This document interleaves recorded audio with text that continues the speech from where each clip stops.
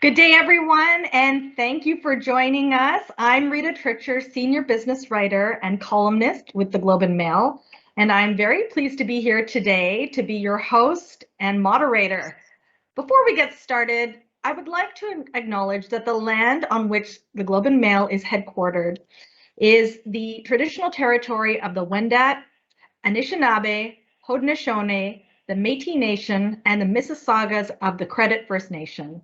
My colleagues and I are grateful for the opportunity to work on this land and on other traditional territories across Canada. We aren't anticipating any technical difficulties today, but we do appreciate your patience should any arise. If you do need technical help, please click the help desk icon on your screen. If you have a question for the speakers, please use the Q&A box to submit your questions. We will be taking some of your questions a little bit later on in this webcast. Today, we will be talking about family businesses and strategies to keep them thriving as the older generation continues to retire. We'll explore the risk facing family businesses and strategies to protect them, and what's at stake with regard to Canada's economy, jobs, and communities. Today's event is presented with support from Telford School of Management, and we are really pleased to have a representative from Telford joining us for the event today, along with other speakers who are taking part independently. I'll start with an interview with a family business expert. Then we're going to hear from a panel of family enterprise representatives. And then we're going to end with some of your questions. So please do start typing your questions in the Q&A box just as soon as we start getting going on the event today. So my first guest is Peter Yasekovich, full professor and University Research Chair in Enduring Entrepreneurship with Telford School of Management. Peter, thank you so much for joining us today. Hey Rita, thanks so much. I'm excited to be here and look forward to the interview. Okay, so let's jump right in. Peter, let's start talking a bit about why family enterprises are so important to Canada. Can you tell us a little bit about the role that they play in the economy?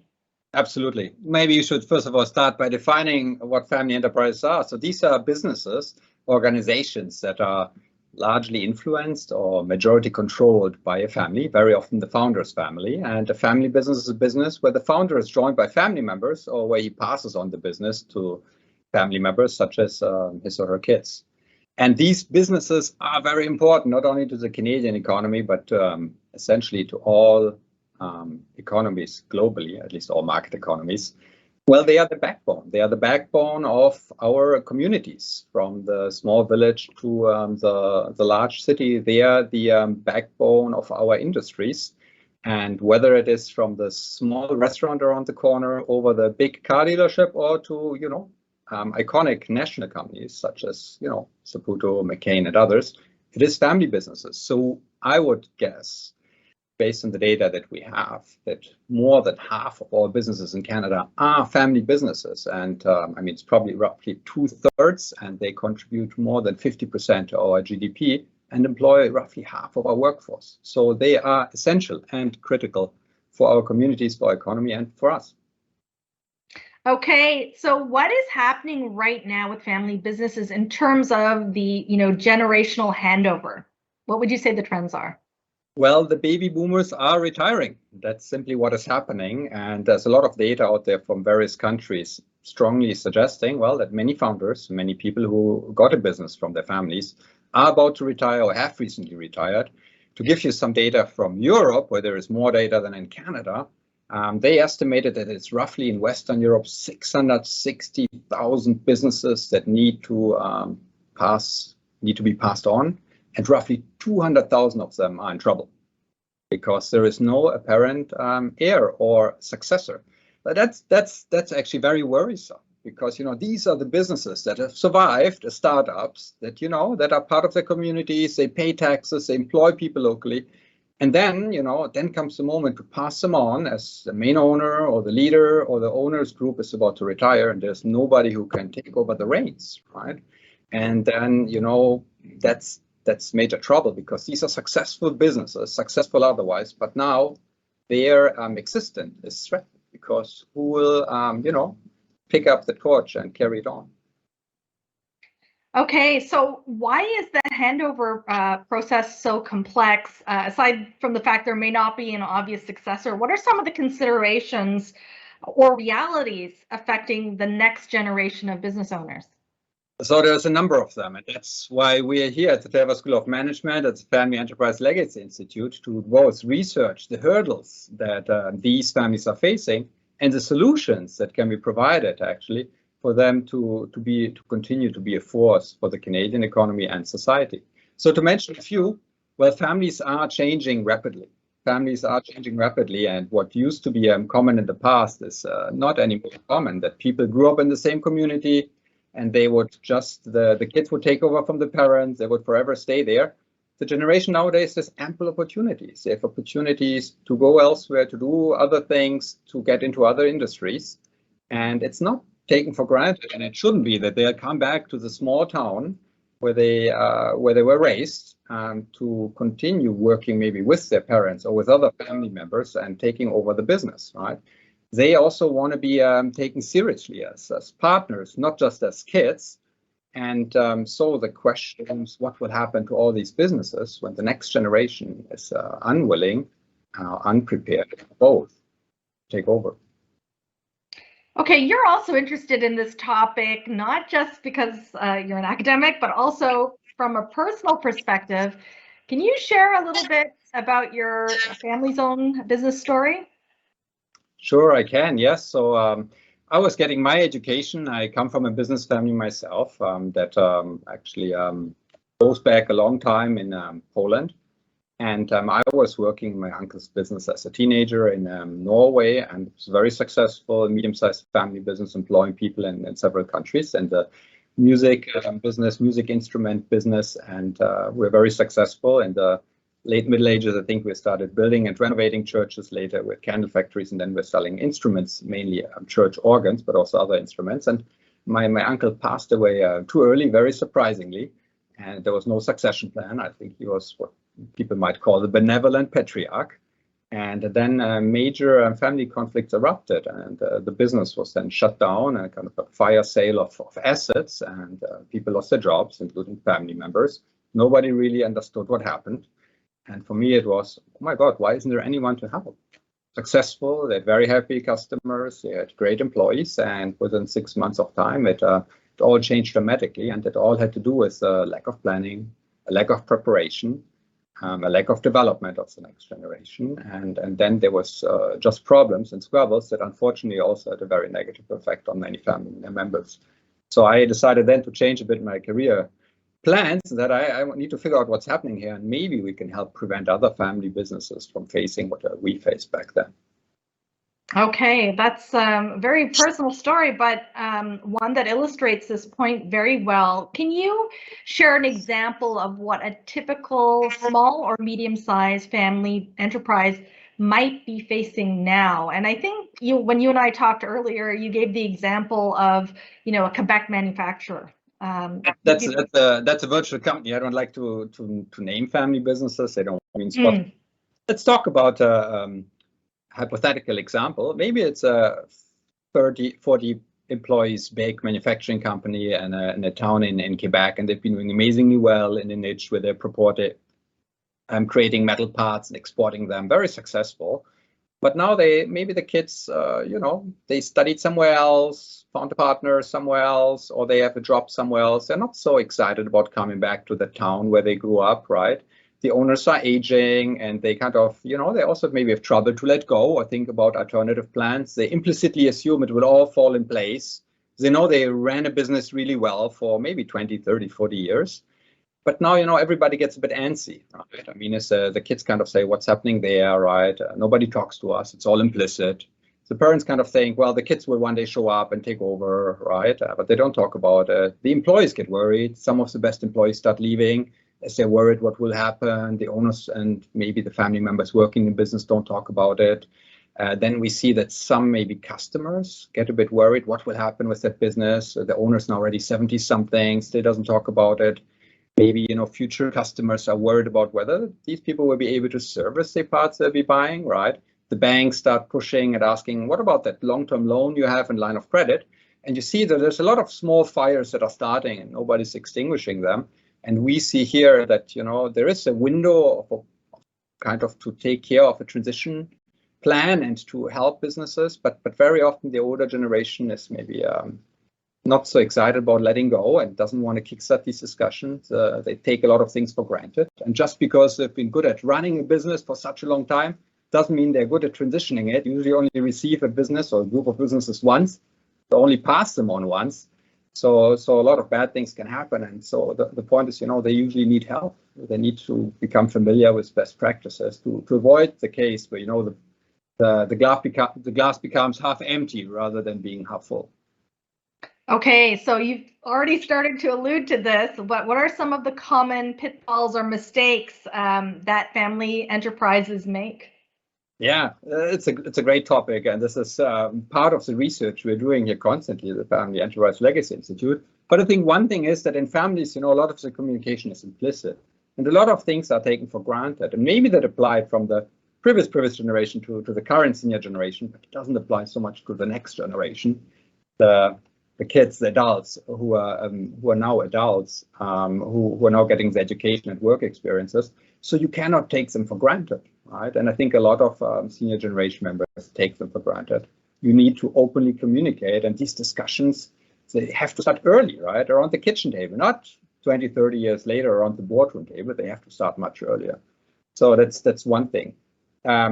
The other point is too that the next generation, they want to be treated as potential partners. They need to be excited about the business. They need to identify with it, and they shouldn't be treated as kids. You know what I mean? When you transition a business that it comes from one generation of adults to another one, and nothing might be more difficult than treating the next generation as kids. They are not. They're professionals with lots of amazing opportunities ahead of them, and you have to also, put in everything you have, right, to convince them that this is something that will be valuable to the community, to them, and to the family as a whole. And many families don't do it. They just hope for the best, but they don't plan necessarily for it. Okay, so it sounds like a lot of proactive planning. Is there anything else that these businesses can do to prepare for the next generation to take over? Absolutely. I mean, it starts early. For the senior generation, we see very clearly, open up. We understand it is very personal, it is private. Nobody likes to speak about family topics, but but it doesn't mean they get resolved otherwise. I think there's a lot of more good practices out there. There's amazing research. There is a network essentially from advisors to practitioners out there offering support. And just because, as I said, you're good at running a business doesn't mean you will be good at managing the families through a transition period. So, listen, learn, and that's very difficult for people who have been so successful on their own very often, right, to talk about something very personal. For the next part, it is also realize that your time is limited and there's a window of opportunity to get, the best things happen. But if that window passes, and in many families, that's the case, it passes, there's a delay, the senior generation is unwilling to let go, they're delaying. And the next generation at some point of time, even if they're willing and committed and excited, they might find other opportunities and move on. And then there's always a big surprise. Why did that happen? Right? So it is also important, right, to ensure that there's a good dynamic across generations. And that ties directly to the next part. The next generation needs to be prepared, right?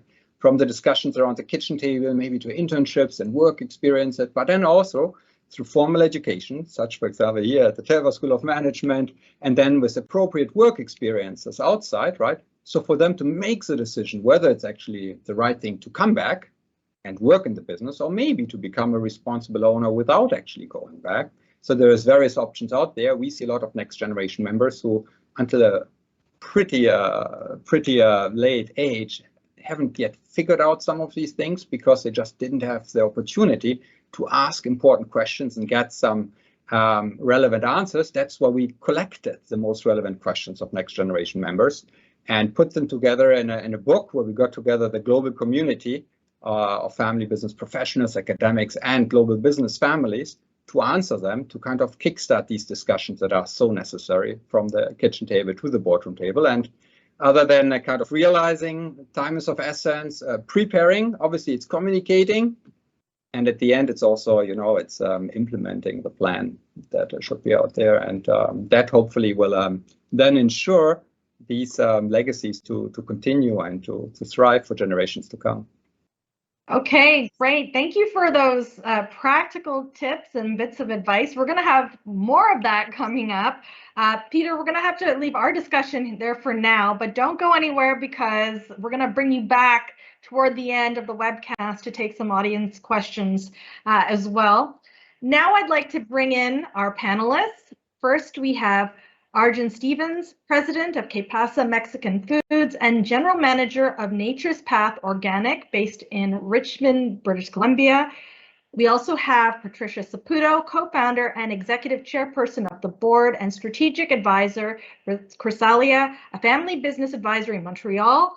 Last but certainly not least, we have Margaret Hudson, President and CEO of Burnbrae Farms Limited in Lynn, Ontario. But today she's in Mississauga. She's already told us that earlier before we started. Thank you everyone for joining us today. I'd like to start off by asking each of you about your family businesses, just to provide a little bit of context for the audience. Margaret, let's just start with you. Could you share a brief history of Burnbrae and tell us how you grew up in the business? Yes, they certainly can. And thank you so much for having me here today. I'm honored to be here with the other panelists and excited to learn from them, and found Peter's insights and research really helpful. Like our father before him, my siblings and I, we all grew up on our farm, the original Burnbrae Farms, which was purchased by our great-grandparents.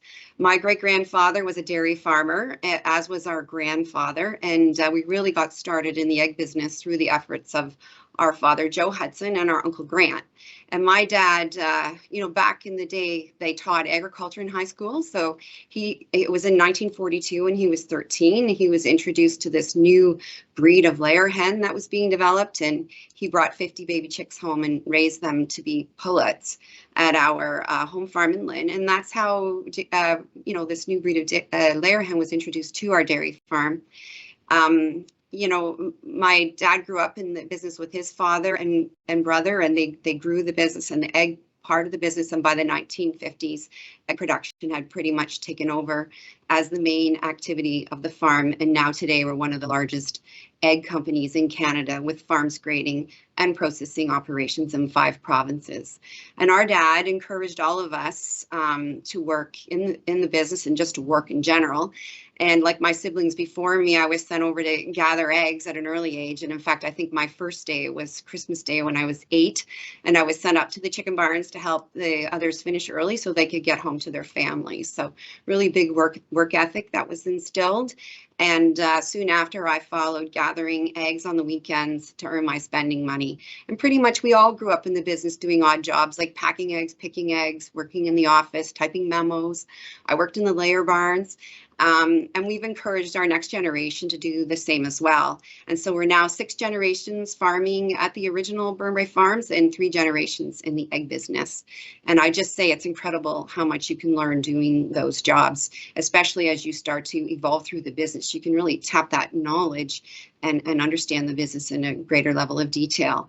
And so we were all encouraged to go to university, and I completed my degree in business and environmental science at U of T back in the early 90s. And like all my sibs, we worked for the business during our university summers, and I happened to start in my 3rd year summer, and I never left. So that was 32 years ago. I've been working in the business now, starting on the order desk, and worked my way up through a series of jobs, managed a division, did the order desk distribution, and launched some of the innovations you see on the shelf today out in the egg category. Working with my brother Ted helped with that, and my dad, and we worked with other great people who work with Burnbrae, but Nature Egg, omega-3 eggs, and Simply Egg Whites. And then I was eventually VP Sales, and then became president in 2008. So it's a little bit about our business and about my journey and that of my family in the business. I love that story. I love that you were collecting eggs at age 8 on Christmas Day, and that's how you got your start. That's a fantastic story. Arjun, I want to come to you next to hear a bit about your origin story. And your parents founded Nature's Path. Tell us a little bit about how it got started and how you came up through the business. Thank you for having me on this panel. Nature's Path really started with this hope and a prayer. My dad had $7 to his name, and he took a $1,500 loan, and he started the first vegetarian restaurant in 1967. 1969, he went to India and had an arranged marriage to my mom. My dad's Canadian, Caucasian. My mom was a refugee from what's now Pakistan. And together they started one of the first natural food supermarkets in 1971, which is Livestream Natural Foods. And really the foundation and the value of Nature's Path is really tied to what my grandfather told my dad growing up on a farm in Vancouver Island.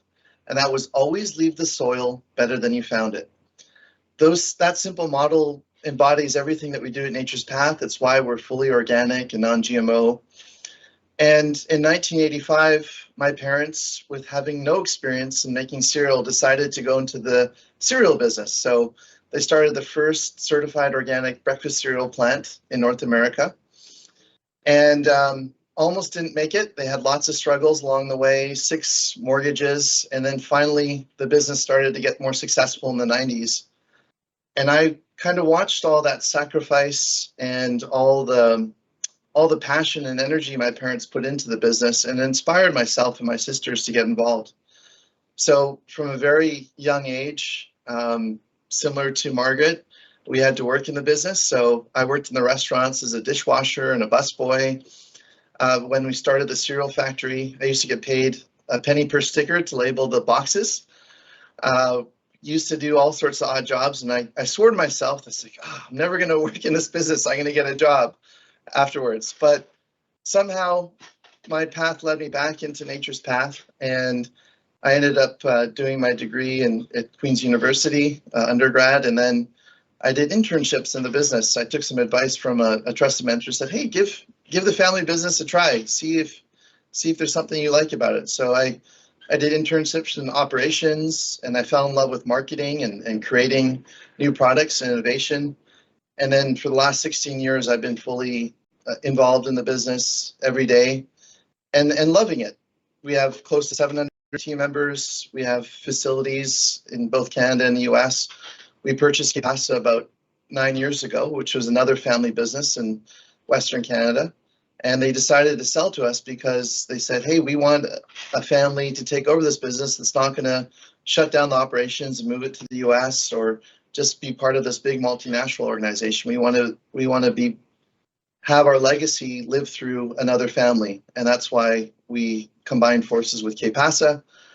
And, growing up in the business and seeing all the effort and energy that went into it, coming to trade shows at a young age and meeting customers, it's just instilled this great love and passion for food and for creating organic food. And it's something that I truly love, and I take great responsibility for our team members and our customers and all the farmers that we work with around the world. I love your story too, especially how your parents met and came to Canada and all the sacrifices they made, and that must have been just very inspirational for you and your siblings. That's wonderful. Patricia, of course, you are part of the Saputo family. I'm sure I have some of your cheese in my refrigerator. I'll be eating it as soon as I go home. But you wear 2 hats on this panel, so to speak, because you now advise family enterprises on their strategy. Tell us a little bit about your background and the work that you do. Sure. Thank you very much, Rita, and it's a pleasure to be here on this panel. So I guess when I speak about my story, I usually start with the family culture. My family immigrated from Sicily, where my family was more of a patriarchal, had a patriarchal mindset. So being raised one of 5 daughters, I understood that my place would never have been at the forefront of the operating business. So instead I became a professional rather than going into the family business. And I studied in the field of accounting and taxation, and then later gained my knowledge in investments.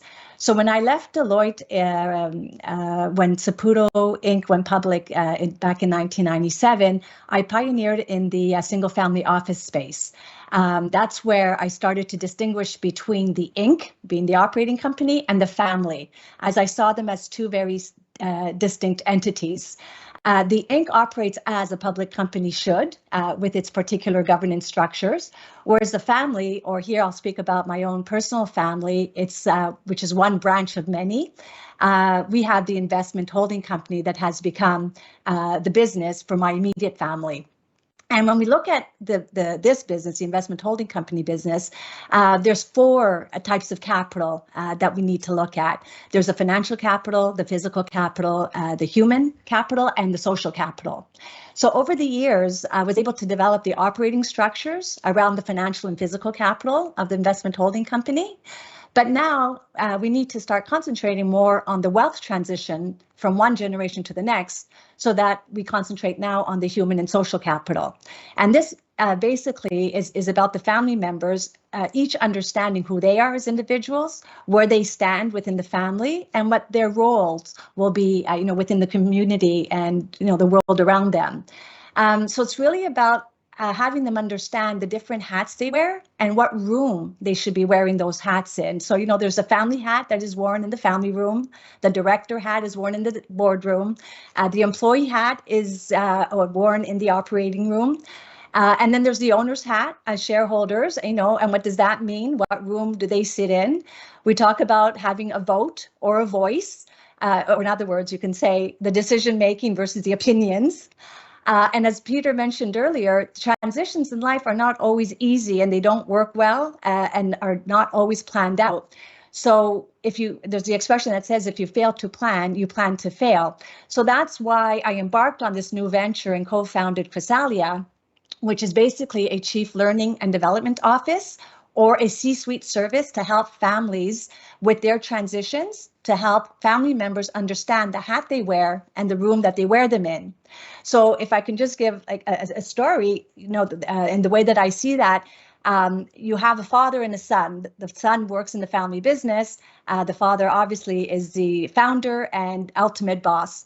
Father hears from the staff that the son is not properly doing what he's doing.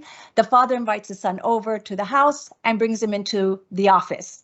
And the father tells the son, "Dear son, something I need to speak to you about. I hear that things aren't going very well at the office or at the business. And if things don't change, I think you might be getting fired." The father gets up, goes around the desk, takes the son by the shoulders, brings him into the kitchen and says, "Son, I'm so sorry to hear. As your father, I heard today you potentially are getting fired. As your father, what can I do to help you?" So it's having the conversations of the business in the office versus having the conversation about father-son. How can he help him as a father-son relationship in the kitchen? And it's that kind of planning that I'm starting to, get involved with in helping other families understand those transitions, because they're the most difficult parts in any enterprising family or family business.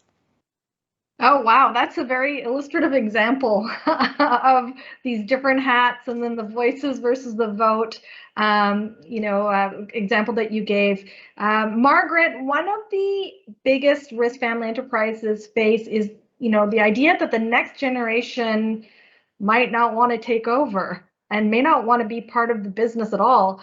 Tell us about your thought process around that, because as I understand it, you kind of envisioned something else for yourself initially in terms of a career. Yeah, growing up on the farm, we really were, I think all of us, instilled with two passions. Obviously, we were part of this great family business and an interest in keeping it moving forward and stewarding it to the next generation. But we're also part of the Canadian Shield and this beautiful waterfall in our backyard, and just surrounded by natural beauty. So when we weren't working on the farm, we'd often be out exploring the woods and the countryside around us. And I guess I developed a love of the environment, and that's why I took environmental science, and I had thoughts of becoming an environmental lawyer, and I really had a passion for that growing up, thinking that might be a direction I would take, or always an interest in helping to steward the family business forward. And so in the end, I kind of felt like the business chose me. And in some ways that's true of all our family members, because we've all worked for the business at one point or another. And a lot of my siblings are in the business today. I was so excited to see my two passions come together as we really started to shape our sustainability programs in the last 10 years. And I think it's really bringing our family's interest in the environment and sustainability with the love of our family business.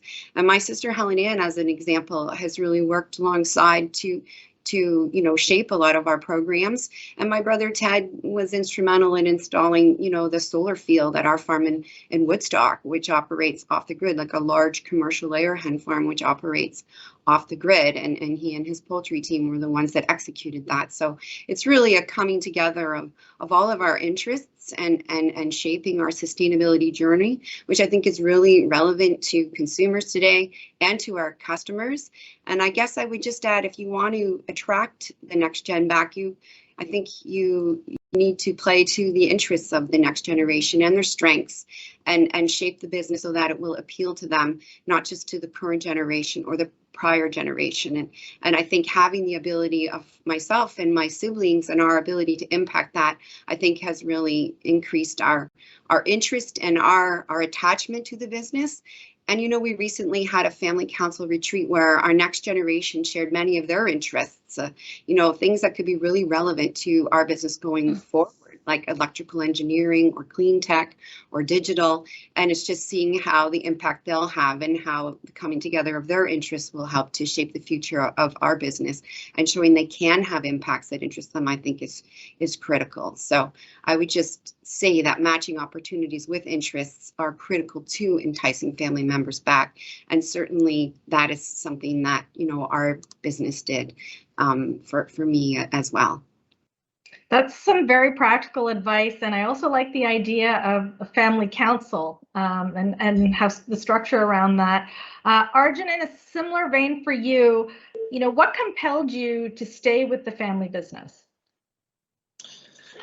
For me, it was really realizing the positive impact we could have, and the creativity that goes into food. So I'm a bit of an artist myself, and I love innovation. I love creating new things. So when I got married, actually 11 years ago, we created a special granola that we launched at my wife and my wedding. And in lieu of traditional wedding gifts, we asked our guests to do a gift of giving. And that Love Crunch brand today, as a result of that, we incorporated the giving back into it every single day. So each year we give close to $4.5 million of food to food banks across North America, in honor of our wedding, in honor of Love Crunch. And for me, it's just a joy to be able to give back and to see the positive impact us as a family can have in our communities with our team members.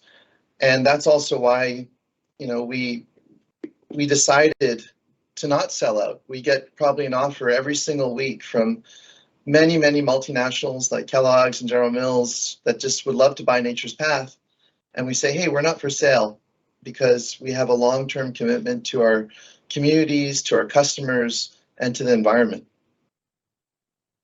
Okay, well, I have a $1 million idea for you, Arjun. Okay, I was talking about this with my colleagues in the newsroom before the event today when I said that I was going to be speaking to you. We need a vegetarian chilaquile kit. If you can do that, and trust me, that's going to fly off the shelves, because that's hard to find in Canada. Chilaquiles that are vegetarian. Okay. All right, Patricia. An important point about the next generation taking over is in taking new direction is getting involved in philanthropy as one example. Why don't you tell us a little bit about the opportunities there and how it might inspire the next generation to stick with the family business?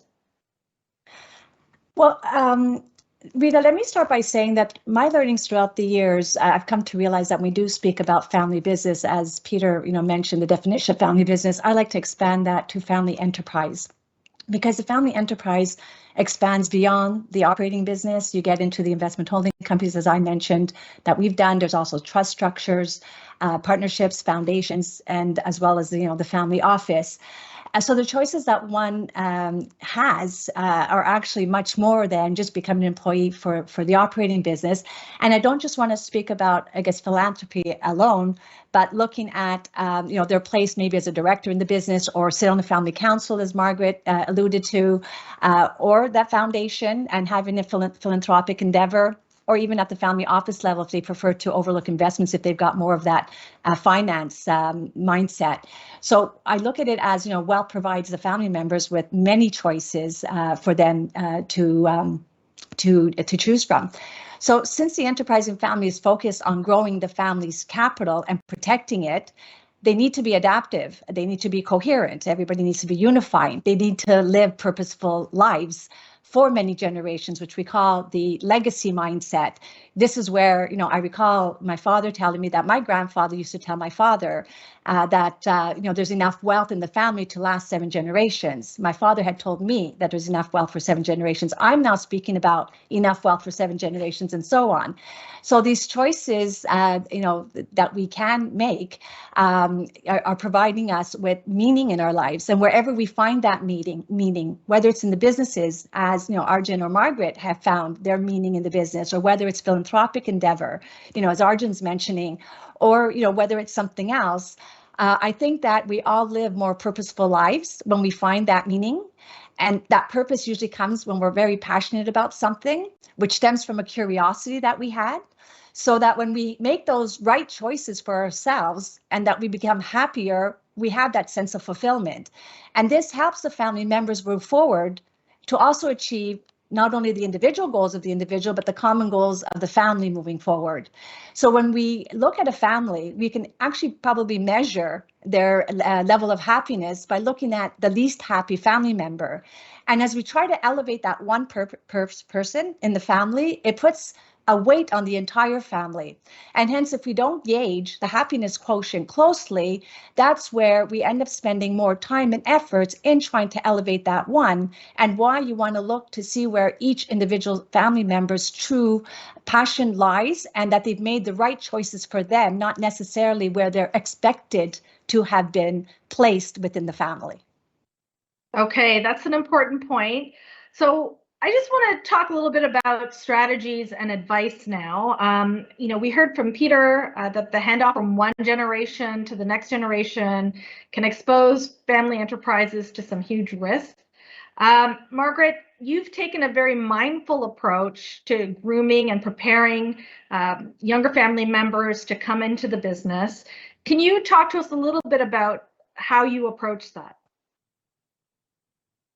Yes, certainly. I think we've been focused on, working with family advisors now for, I would say, almost 20 years. My dad started back in the early 2000s, and our generation has been, spearheading those activities for about a decade now. And, mindful of the 3 circles: the family, the business, and the shareholders or owners.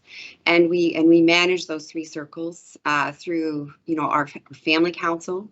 Our operational and strategic planning meetings would be focused on, the business, our shareholder councils on the owners, but certainly the family council focused on our family.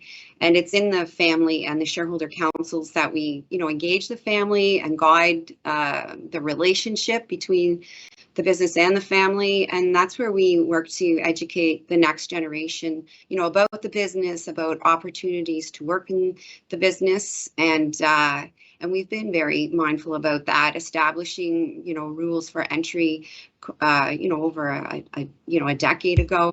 We do have a generation that's almost got a 20-year spread, with the oldest over 30 and the youngest still, late teenagers. So having to accommodate all these different ages in the next generation. But for our family council, we have 3 guiding principles. We see the family presence and engagement in the business as our strategic advantage. I mean, you get deep knowledge, long tenure, great relationships, really great things come with having family in the business.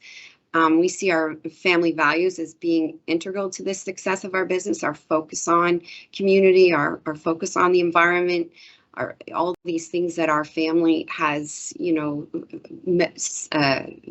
stood for all these years means so much to everyone working in our business, family and non-family, and helps to shape our business strategy. And we recognize and respect that the business decisions have to benefit the business, not just our family, and the business decisions are made for the business. And that family members working in the business can have provided, if we provide them with expanded opportunities and possibilities. So looking to attract them, we do request that family entering the business, they apply for roles that are opportunities that are available. We would hope that they have work experience that would make them more eligible for those roles, and education relevant to those roles as well. And we really do try to open up the business. I had a sister my sister Sue, who worked outside the business and entered in her 40s and got some relevant experience in digital marketing, and then came in to help lead our entry into social media.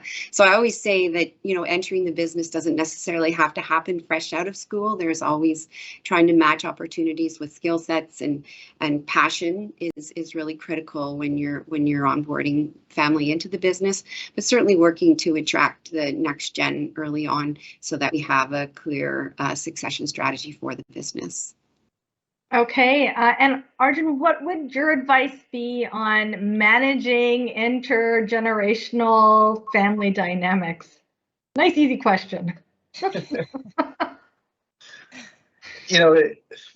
Between my parents and ourselves, and my sisters, two of which are in the business, I have three sisters, we often have conflict, and we often have differences of opinion around strategy or where we're going. But we always ground it on the fact that we have the same intentions, which is to leave the earth better than we found it, and to grow the business and look after our communities. So as long as we ground ourselves in that understanding that, hey, we're all in this together, we have the same good intentions, the way that we might get there, or each opinion on how to get there is different, but that's what makes us stronger, is that diversity of thought, diversity of opinion. And I think that allows us to be much stronger. And similar to Margaret, we have a family council, and we have ways of getting the next generation involved. For myself and my sisters, as a second generation, we saw personally the sacrifices that my parents went through, and the challenges and the late nights.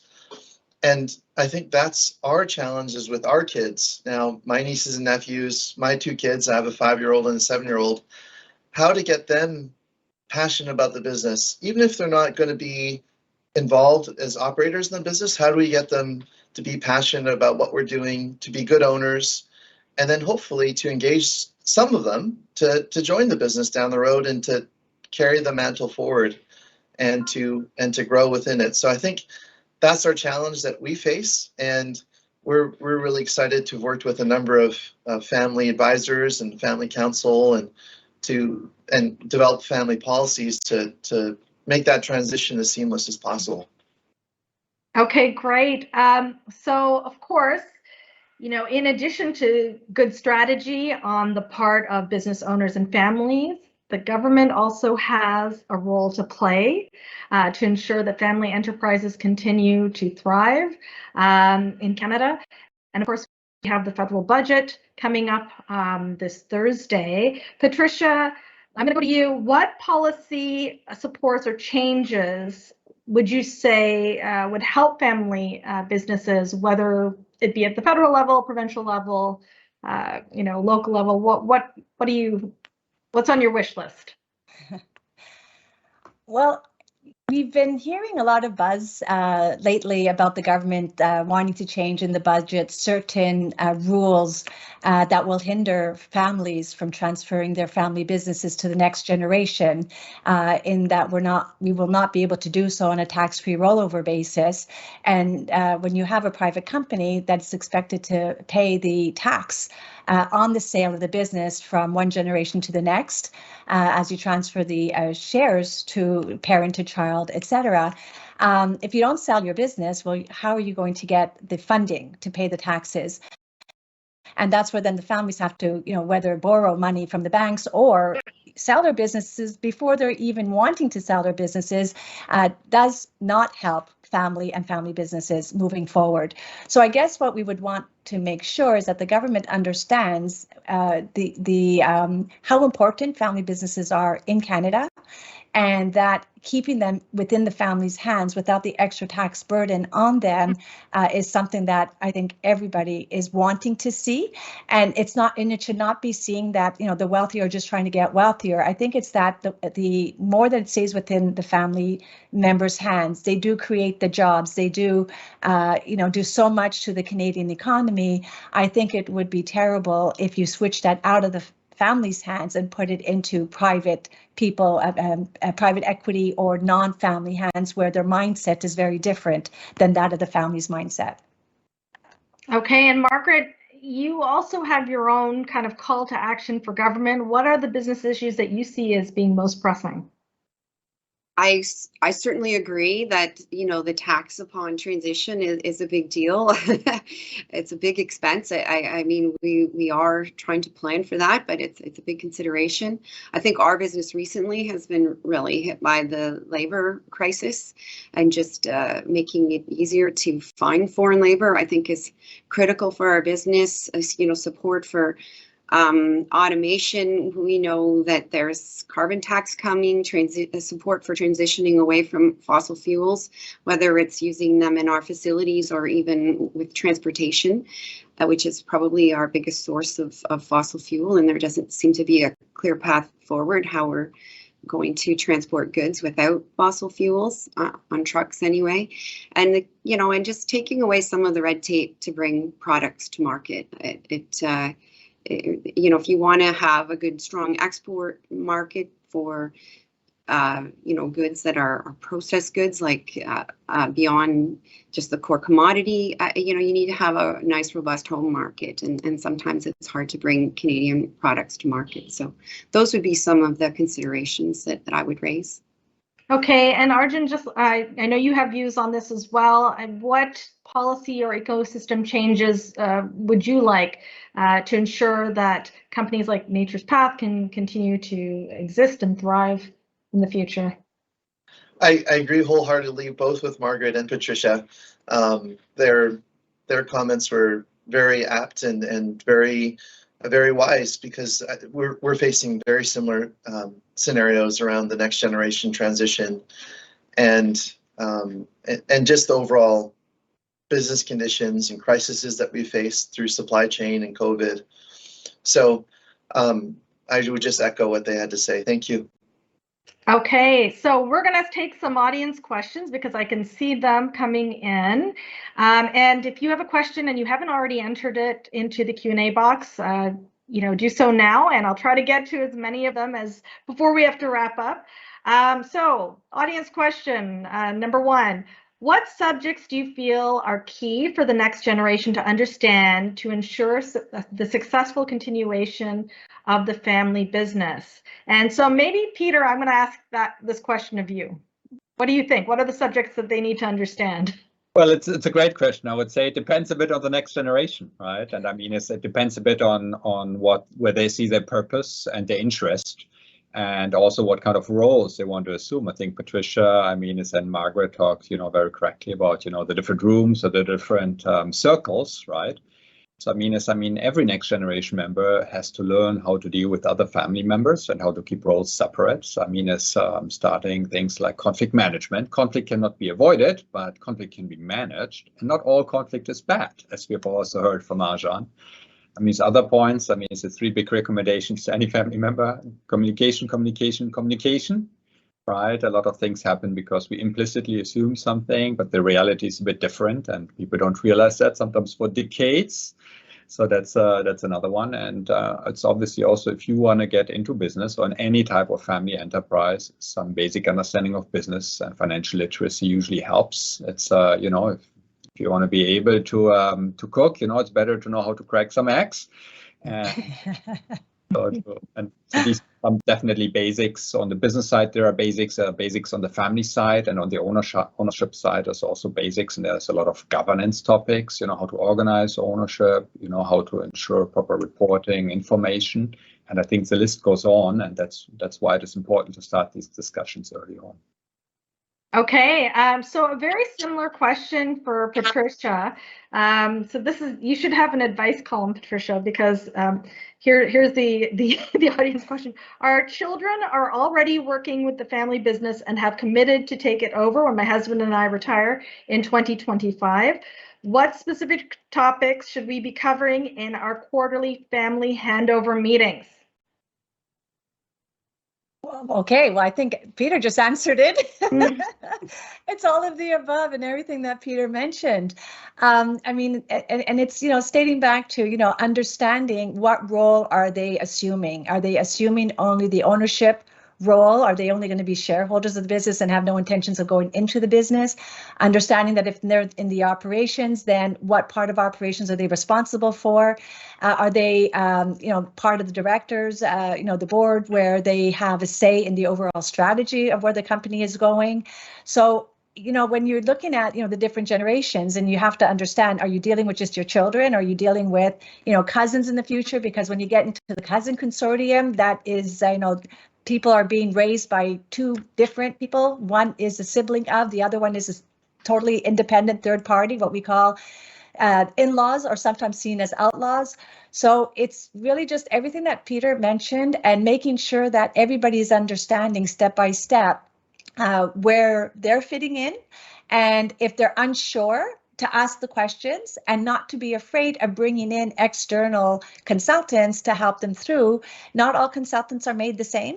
And it's to make sure that the ones that you are bringing in is specialized in the area of what you're truly trying to answer as a question, or an issue or concern that you have within the family. Okay, Margaret, I have a question for you. How does the next generation gain the respect of existing employees? That's a very good question, and it's not easy, I can say. And I think you probably have to work a lot harder than a lot of the, maybe non-family to, and I would say getting in there and working alongside and just helping to move the business forward, and being seen as a partner and a peer, at first, and really getting in and working alongside and making your own way and proving yourself within a certain part of the business, obviously, and working your way up. Because I think understanding the jobs at a detailed level, it helps. I can tell you all those jobs that I did as a kid, it helped me foundationally in terms of understanding some of what I look at today in terms of some of the numbers and things. I came up through one part of the business, so I have a deeper understanding there.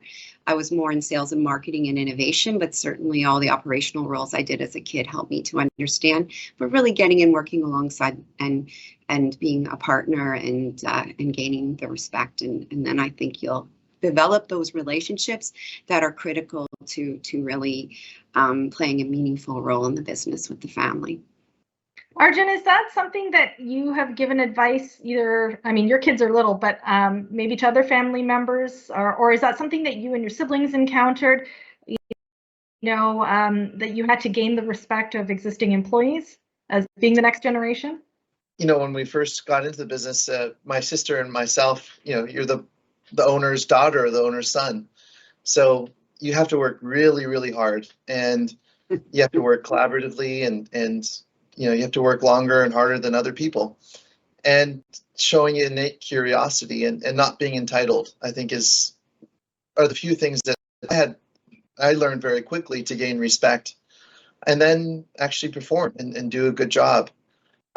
We've had interns in the next generation in our family come into the business. So we've had my nieces and nephews, and that's the advice I tell them as they come to the business. Because your last name is Stevens doesn't mean that people are going to listen to you and respect you. You have to earn it, and you earn it by working hard and by working smart and being a good team player. So that's that's what I've had to learn. And it took, a few years as I came into the business for people to see me seriously and to take what I had to offer. And as I gain more respect, then you also have that burden of responsibility to move the business forward. Okay, Patricia, here's a question for you. In terms of the advice you give, what about selling the business to employees? What is your advice around that? Well, that's all about employee retention. I mean, if the employees that you have are valued employees and you would like to retain them, there's always that thing that, they'll never make it to the top of a family business because they're not a family member. So whether it's done in forms of phantom stock option plans and not, actual shares of the business because the family may not want to have employees as partners, there's other ways of doing it, but it does keep them aligned. And by having that alignment helps the family take the business to the next level and appreciate the employees that are alongside them doing so. So that's something that, a lot of families do consider it. Some say it's an absolute no, and there's others that say, well, absolutely, if it shows that they're aligned, then, they figure out some ways. There's many ways of doing it, but it is something that has been considered. Before Saputo did go public, we did have a third party, a person that was a small shareholder of the business, but not a family member, and rode right through the ranks as it went public and had his liquidity event, or was able to if he sold his shares on the market. So it is something that we have done and is something that is worthwhile thinking of, at least. Okay, a question for Peter from the audience. Peter, what can North American family enterprises learn from those in Europe? Do family enterprises in Europe have longer-term thinking? This is a great question. This brings some of my work in Europe here. So we have much older businesses, and one of my studies focused on family businesses that were on average in the 11th generation. I think the oldest one was 33 generations, just above 1,000 years. And we learn from these businesses how they manage to survive over generations, over and over, where so many family businesses always fail during this transition period. And many of them were extremely smart. They sat in their towns and communities, so they were large winemaking companies. Said their competitors come and go and stay on average for 25 to 50 years, but they've been around for 900 years, let's say. And it's fascinating to see. So they also cannot prevent conflicts, and obviously there can be drama, there can be other critical events. But for example, they said that they involve the kids very early on. It's also the speakers here have mentioned, so Margaret mentioned it, working early on, Arjan mentioned it, right? And said some of the fights between siblings happen then in the sandbox instead later on, maybe, at the court, right? Which is much better if they figure things out early on. They also focus a lot on communication, and they realized across generations we had people taking notes for 500 years in every generation backwards, year for year, the things that worked and didn't work.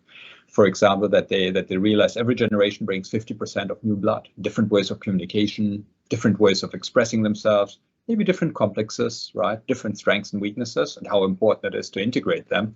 So we've met families that where the kids have started having girlfriends, boyfriends, partners, potentially in-laws or in-laws, to bring in facilitators every year to help communicate, to take them along on vacation holidays, to get to know the whole family. So it's not like a black box they're getting into, and also to understand that maybe, it means you'll be living in this town instead of, or this city instead of maybe New York, Paris, or Tokyo, because what many potential in-laws might not be aware of, right? And to start these discussions, what that might mean. What does it mean to have that name, right? What does it mean that, no, you can't just go anywhere sometimes, and might also be other contingencies related, and that helped them tremendously to ensure that with every generation they get 50% of amazing people into these families, instead of others who don't understand how the family communicates, works, what kind of values it has. And so we found many of these best practices, and here in Canada and North America we have a lot of amazing entrepreneurial talent, and that is always celebrated, but we don't realize that out of these 10 startups where one or two survive, almost all of them become family businesses, and then we kind of put them aside. But they are actually what's driving our economy, and they need our support, and we shouldn't forget it. because these are the businesses that grow and that are successful, that have their roots here and want to stay here, and they are part of our communities. They're not sitting in some high-rise buildings in, I don't know, Dallas or in London. Right, so it's important to be aware of that and ensure that these families get in touch with these best practices and with people who can help them learn about that and implement them, so they can continue building our community. Okay, we only have 1 minute left, but this is such an important question. And Margaret, I'm going to get you to answer this just very briefly. How do you manage when there are dominant children in the family? How do you treat everyone fairly? I know this, sorry for only giving you a short amount of time, but we're almost out, and I think it's so important. Well, first of all, I think when it comes to our, we grew up as a sibling group, and now we're heading into a cousin consortium, right? And so there's 10 in the next generation, and they all come with a broad cross section of skills and interests. And I think supporting everyone, no matter their interest, whether it's in the business or being a great member of the family, trying to support them to become great shareholders, even if they choose not to work in the business. Even supporting, we've talked of a family bank. I mean, they're still kind of young, but if you had one with a particular interest and they wanted to start up their own business, helping to support them in that. So we look at, everybody has their own unique skills, their own interests, and just really trying to support those. And some will enter and some will do things outside the business. And we encourage people to even get involved in our family foundation and really forward along our philanthropy. So you're always a member of our family. And we've really tried to, through our family council process and just through celebrating together big occasions, whether it's major holidays or just, big events in people's lives, coming together, celebrating together, having fun together, building relationships, having shared experiences, shared values, and supporting everyone. And some will enter the business and some won't, but everybody's an important part of our family, and hopefully, building great shareholders is what we're up to. Okay, that's great. That's some very practical advice. It doesn't have to be like Young and the Restless and Newman Enterprises and the constant struggling for the top job. It can be well planned. Okay, so we're going to have to leave it there, folks. I would like to thank Margaret, Patricia, Arjun, and Peter for joining us today and for sharing such insights with our audience. We also would like to recognize the Telfer School of Management for their support of today's event on behalf of the Globe and Mail. And a big thank you, of course, to everyone in the audience for listening in and for sending in such great questions. I'm sorry I couldn't get to all of them. Just a reminder, we will be sending out a link to the recorded webcast in about 2 weeks' time. So thank you again, everyone, and enjoy your day.